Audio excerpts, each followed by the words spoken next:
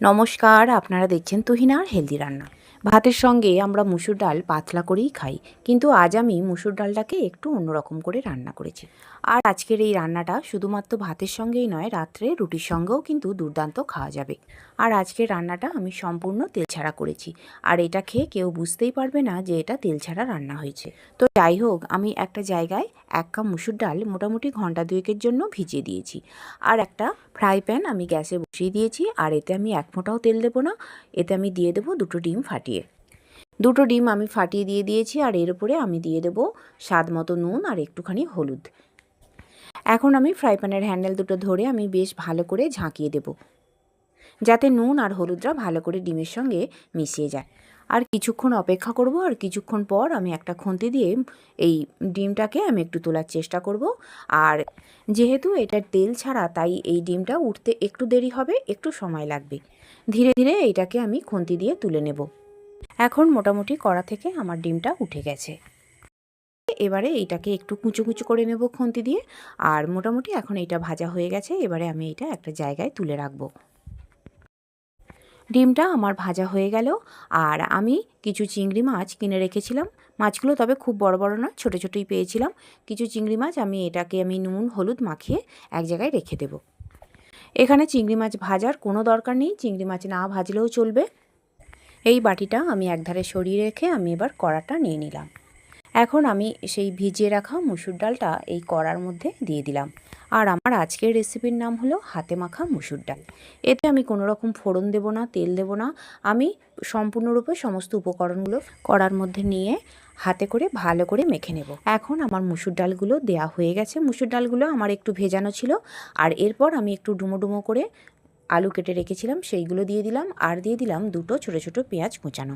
এরপর দেব টমেটো কুচানো।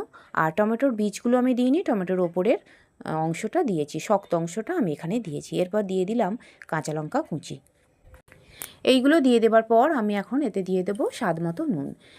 একটুখানি নুনটা বেশি দিতে হবে। আর এরপর দিয়ে দিলাম পরিমাণ মতো হলুদ গুঁড়ো আর একটুখানি লঙ্কা গুঁড়ো। যেহেতু অনেকটাই আমার কাঁচা লঙ্কা কুচি আছে, তাই আমি লঙ্কা গুঁড়োটা একটু কম দিয়েছি।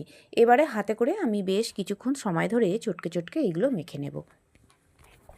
আমরা তো মসুর ডালের অনেক রকম রেসিপি রান্না করে খেয়েছি, কিন্তু এইভাবে মসুর ডাল একবার করে দেখুন বন্ধুরা, দেখবেন এর স্বাদ কিন্তু একদম অন্যরকম। আর এইটা এত ঝটপট রান্না হয়ে যায় যে এই রান্নার কোনো ঝামেলা নেই। আর এই রান্নাটা এত সুস্বাদু হয় যে এই একটা তরকারি দিয়েই কিন্তু সম্পূর্ণ ভাত খাওয়া হয়ে যাবে।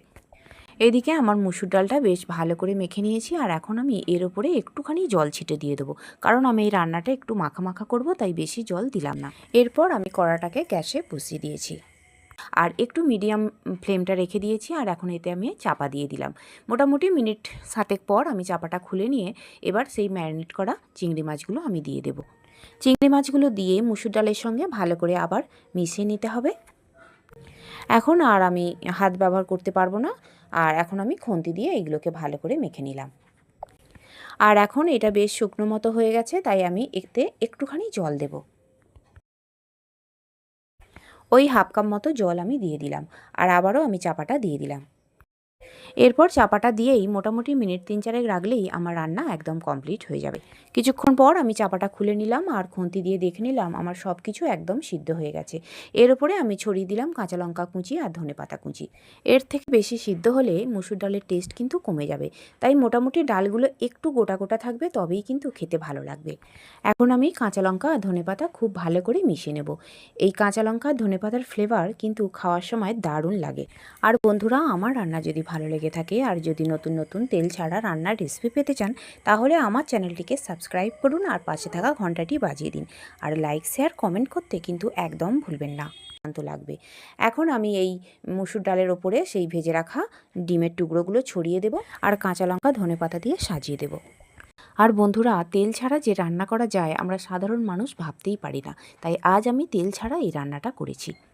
আমার মতো এইভাবে তেল ছাড়া এই রান্নাটা করে দেখুন, বাড়ির লোক কেউ বুঝতেই পারবে না যে এটা তেল ছাড়া হয়েছে। তৈরি হয়ে গেল আমার দুর্দান্ত স্বাদের হাতে মাখা মুসুর ডাল। আর আমার রান্নাটি দেখার জন্য সকল বন্ধুদের জানাই ধন্যবাদ। ভালো থাকবেন।